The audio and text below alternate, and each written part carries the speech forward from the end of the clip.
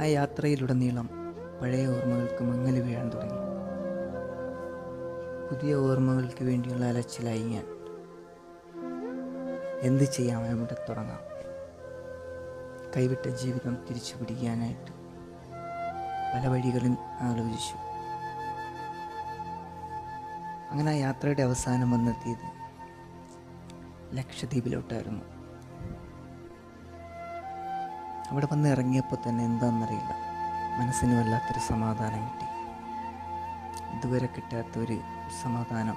ഞാൻ പല സ്ഥലങ്ങളിലും പോയിട്ടുണ്ടെങ്കിലും ഇവിടെ വേറൊരു അനുഭവമായിരുന്നു എനിക്ക്. ഇവിടെയുള്ള ആൾക്കാർ, സൗഹൃദങ്ങൾ എല്ലാം എനിക്കൊരു പുതിയ ജീവിതമായി തോന്നി. അങ്ങനെ ഓരോ ദിവസവും കടന്നു പോയിക്കൊണ്ടിരിക്കും മുന്നോട്ട്.